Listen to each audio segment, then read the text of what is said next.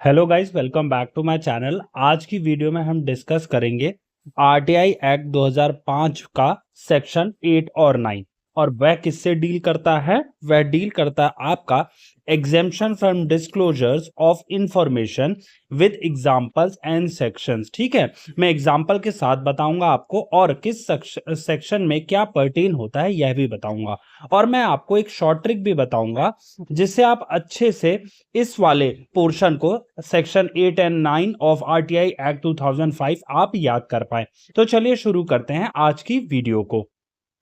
अब सबसे पहले जो है आपका सेक्शन 81A आता है। ठीक है, 81A जो है पर्टेन करता है सोवरेनिटी एंड सिक्योरिटी की इंफॉर्मेशन को। मतलब क्या है?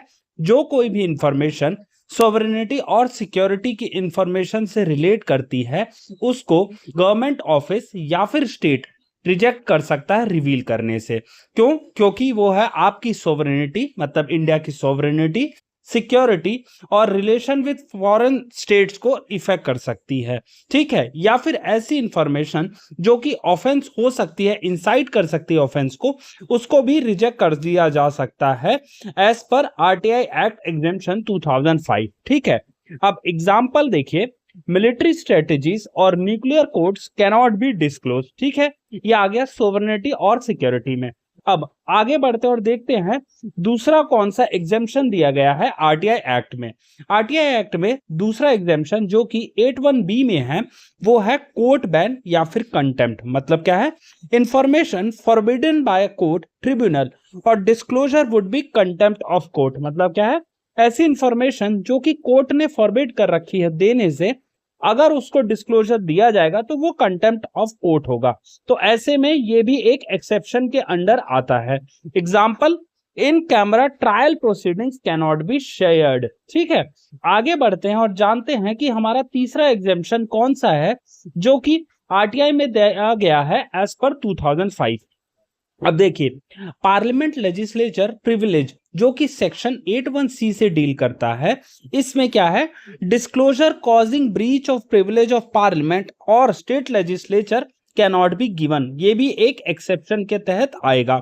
एग्जाम्पल के तौर पे अगर मैं बताऊं, इसको ऐसे समझिए, ड्राफ्ट रिपोर्ट कोई पार्लियामेंट्री कमेटी की है, वो सबमिशन से पहले रिजेक्ट की जा सकती है, उसको नहीं दिया जाएगा आपके आरटीआई में। ठीक है, और अगर एक और चीज है मैं आपको रिमाइंड करवा देता हूं, अगर आपको नहीं पता है कि आरटीआई कैसे फाइल करनी होती है, इसकी भी मैंने वीडियो ऑलरेडी बना रखी है, आप देख सकते हैं वह वीडियो को। और क्या फीस होता है, कौन कौन फीस ना देने के लिए अलाउड है, कैसे अप्लाई कर सकते हैं, ये सब आप देख सकते हैं। अब हम टॉपिक पे वापस आते हैं और देखते हैं कि चौथा एक्सेप्शन क्या दिया गया है आरटीआई एक्ट 2005 में। चौथा है आपका जो कि 81D में है, वह है आपका कमर्शियल कॉन्फिडेंस ट्रेड सीक्रेट्स। मतलब क्या है? ट्रेड सीक्रेट्स और IP that may harm competitive position unless public interest justifies it's disclosure may be rejected. मतलब क्या है? Formula of Coca Cola company, मतलब कोई भी एक इंसान है, सपोज वो ये कहता है कि मैं तो भाई कोका कोला का, मेरे को आरटीआई के तहत अगर गवर्नमेंट अथॉरिटी के पास ये इंफॉर्मेशन है मुझे रिवील करके दो, तो ऐसे में रिजेक्ट हो सकता है क्योंकि ये कमर्शियल कॉन्फिडेंस के एक्सेप्शन में आता है या फिर ट्रेड सीक्रेट्स के एक्सेप्शन में आता है। ठीक है, 81D में। और अब हम आगे देखते हैं और जानते हैं कि पांचवा हमारा कौन सा एक्सेप्शन है। वह हमारा फिड्यूशियरी रिलेशनशिप। फिड्यूशियरी रिलेशनशिप मतलब क्या है? Information held in trust unless public interest requires disclosure. मतलब क्या है?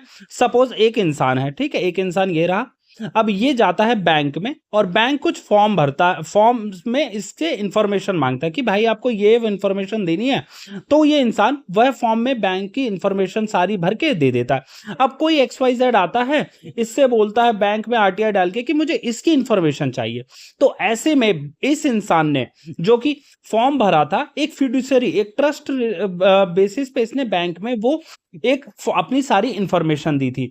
अगर ये थर्ड पर्सन या आरटीआई में मांगेगा इंफॉर्मेशन तो वो रिजेक्ट हो जाएगी। ठीक है, फिड्यूशियरी रिलेशनशिप हो गई। अब आगे जानते हैं और देखते हैं कि हमारा छठा जो है एक्सेप्शन कौन सा है।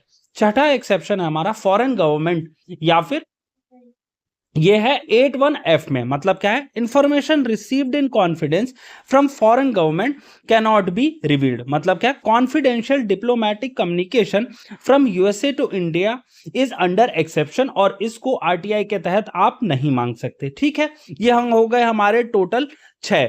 अगर मैं आगे बढ़ूं और आपको नेक्स्ट बताऊं कि कौन सा एक्सेप्शन है हमारा जी में, वह है आपका लाइफ एंड सेफ्टी का, जो कि सेक्शन 81G में आता है। और यह है डिस्क्लोजर दैट में एंडेंजर लाइफ एंड सेफ्टी और रिवील कॉन्फिडेंशियल सोर्सेस। एग्जाम्पल के तौर पे समझिए, एक कोई पुलिस है, ठीक है, और उसके पास हर, जैसे आपको पता है कि खबरी होते हैं या फिर मुखबिर होते हैं, तो अगर कोई भी बंदा ये जानना चाहे आरटीआई के तहत पुलिस से कि हमें अपने इन्फॉर्मेंट्स के नाम बताओ, तो ऐसे में क्या है, जो ऑपोजिट पार्टीज हैं वो एक तरह से रिस्क पोजेस कर सकती हैं उस इन्फॉर्मेंट की लाइफ पे। तो ऐसी सिचुएशन में आपको सेक्शन 81G के तहत एक्सेप्शन मिलती है पुलिस को कि वो अपने जो इन्फॉर्मेंट है उनकी लिस्ट ना प्रोवाइड करे या फिर ना प्रोवाइड करे उनके नाम। ठीक है, आगे बढ़ते हैं और जानते हैं नेक्स्ट हमारा कौन सा एक्सेप्शन है, जो कि है हमारा 81H में। ये हमारा इन्वेस्टिगेशन या फिर प्रोसिक्यूशन सेक्शन 81H में आता है। ठीक है, इसमें क्या है, disclosure that would impede investigation, apprehension और प्रोसिक्यूशन ऑफ ऑफेंडर्स, मतलब क्या है, RTI seeking details of an ongoing CBI investigation में, इसमें जो ऑनगोइंग सीबीआई इन्वेस्टिगेशन है इसमें सीबीआई को एक्सेप्शन दी गई है। ठीक है, अब आगे बढ़ते हैं और जानते हैं कि नेक्स्ट हमारा कौन सा एक्सेप्शन है, जो कि है कैबिनेट पेपर्स का। कैबिनेट पेपर्स मतलब क्या है, records of deliberation of ministers secretaries disclose only after decision is taken, मतलब क्या है कि कोई भी सपोज प्रोसेस चल रहा है जिस पे डेलिब्रेशन हो रहा है या फिर सोचा जा रहा है, तो ऐसे में आरटीआई के तहत वो जो पेपर्स हैं जिन पे सोचा जा रहा है ये नहीं मांग ले, ऐसा नहीं हो सकता क्योंकि वो एक्सेप्शन में आता है। मतलब एग्जांपल के तौर पे, cabinet notes on budget proposals not disclose before approval, approval से पहले नहीं ले सकते, जब अप्रूवल हो जाता है फिर उसको आरटीआई के तहत प्रोवाइड किया जा सकता है। आगे बढ़ते हैं और जानते हैं नेक्स्ट हमारा कौन सा एक्सेप्शन है, वह है हमारा पर्सनल इन्फॉर्मेशन, जो कि सेक्शन 81J में आता है। इसमें क्या है, personal info unrelated to public interest और अनवारंटेड इन्वेजन ऑफ प्राइवेसी, मतलब क्या है कि कोई भी एक इंसान है वो सपोज किसी दूसरे इंसान की डिग्री की इंफॉर्मेशन मांगना चाहता है। ठीक है, अब ऐसे में क्या है कि बी को ये कह के रिजेक्ट किया जा सकता है कि जो ए की जो इन्फॉर्मेशन है डिग्री की, वो पब्लिक इंटरेस्ट में नहीं है और वो एक इसकी इंडिविजुअल इन्फॉर्मेशन है, तो ऐसी सिचुएशन में बी को वो इन्फॉर्मेशन नहीं दी जाएगी। ठीक है, और उसके बाद medical records of a government employee are exempt, इसके एक एग्जाम्पल के तौर पे है। आगे बढ़ते हैं और जानते हैं कि नेक्स्ट हमारा कौन सा सेक्शन है जो कि एग्जेम्पशन दी गई है, पब्लिक इंटरेस्ट ओवरराइड।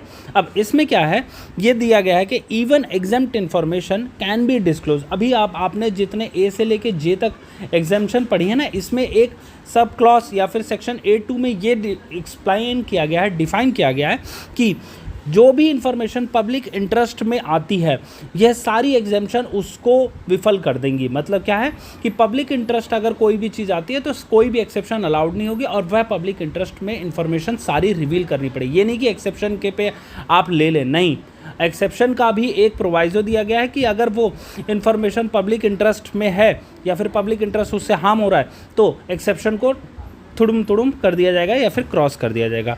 अब उसके बाद ये एग्जाम्पल है डिस्क्लोजर ऑफ असेट्स ऑफ जजेस if larger public interest demands. मतलब क्या है, डिस्क्लोजर जो है जजेस का इंफॉर्मेशन का, असेट का, अगर लार्जर पब्लिक इंटरेस्ट में है तो ये आपको रिवील करना पड़ेगा। जैसा हम सुप्रीम कोर्ट की वेबसाइट पे भी देख सकते हैं, जजेस ने अपना जो है एसेट्स जो है उनके पास वह रिवील कर रखे हैं। अब हम देखते हैं 8 सब सेक्शन 3 क्या कहता है। Info older than 20 years to be disclosed except in limited exemptions. मतलब क्या, 20 साल से पुरानी इन्फॉर्मेशन को डिस्क्लोज किया जा सकता है, उसकी भी कुछ एक्सेप्शंस हैं। अब एग्जांपल के तौर पे 25 year old classified filed on a historical treaty can be disclose. ठीक है गाइस, ये हो गया आपका जो टोटल 8(3) तक, सबसेक्शन 3 तक मैंने आपको एक्सेप्शन भी बता दी और एक्सेप्शन की भी एक्सेप्शन है वह भी बता दी। अब हम याद करने का जो 81J तक है ना, वो हम कैसे याद करेंगे यह मैं बताता हूँ आपको। अब देखिए, सबसे पहले आप ऐसे याद रखिए, पहले के 4 क्या है, SC, पीसी मतलब क्या है, सुप्रीम कोर्ट पावरफुल कोर्ट, ये ऐसे याद रखिएगा। ये 4 आपके ऐसे हो जाएंगे। देखो एस से क्या है, सोवरेनिटी हो जाएगा, फिर सी से आपका क्या हो जाएगा, फिर नेक्स्ट ही हो जाएगा कोर्ट। आपका कोर्ट तो है ना, सुप्रीम कोर्ट मैंने आपको बताया था। अब नेक्स्ट आपका थर्ड में है पार्लियामेंट, जो कि मैंने पावरफुल बताया है, वैसे पार्लियामेंट याद रखना, पार्लियामेंट या फिर प्रिविलेज जो भी आप समझ पाएँ, ठीक है। ये चीज़ हो गई सुप्रीम कोर्ट पावरफुल कोर्ट। अब फिर सी से आपका पता है कौन सा है, ये है आपका कमर्शियल। SCPC बता चुका हूँ मैं अभी तक, है ना, सुप्रीम कोर्ट पावरफुल कोर्ट, फिर सी से कमर्शियल हो जाएगा। अब आगे जाने नेक्स्ट आपका जो है देखिए फ़ी। अब फिड्यूशरी में फ़ी याद रखना, फ़ी फिड्यूशरी 5वां हो गया फ़ी का, ठीक है। अब उसके बाद आगे बढ़ें तो फ़ी हो गया फॉर, FOR हो जाएगा फॉर, है ना। अब फ़ी फॉर, फ़ी से फिड्यूशरी, फॉर से फॉरेन गवर्नमेंट हो गया। अब उसके बाद आपका फ़ी फॉर लाइफ हो जाएगा, देखिए SCPC फ़ी फॉर, ठीक है, आपको समझ आ रहा है ना, लाइफ, लाइफ आपका जी वाला हो जाएगा। और इसी के हिसाब से आप याद करेंगे ना, देखिए फ़ी फॉर लाइफ हो गया। अब उसके बाद इन, इन्वेस्टिगेशन से इन कर रहे हैं, SCPC फ़ी फॉर लाइफ इन, है ना, ये हो गया। अब आगे जान लेते हैं नेक्स्ट क्या है आपका, नेक्स्ट आपका कैब, कैबिनेट से कैब हो जाएगा, SCPC fee for life in cab, ठीक है। ये चीज़ हो गई, कैब से कैबिनेट पेपर्स हो जाएंगे। अब आगे अगर मैं बात करूँ तो पर्सनल हो गया आपका, पर्सनल में पर्सनल समझ लेना, और आपका पब्लिक में आपका पब्लिक इंटरेस्ट ओवरराइड जो है ये आपका 8(2) है, याद रखना, पब्लिक से 8(2) हो जाएगा। लेकिन जो है आपका पर्सनल पे 8(1) है, तो आपको पर्सनल पे याद रखना है। दोबारा से रिवाइज कराऊँ, SCPC fee for life in cab personal, है ना। ये आपका पूरा आपका एक तरह से जितनी भी एक्सेप्शंस है मैंने शॉर्ट ट्रिक के साथ बता दिया।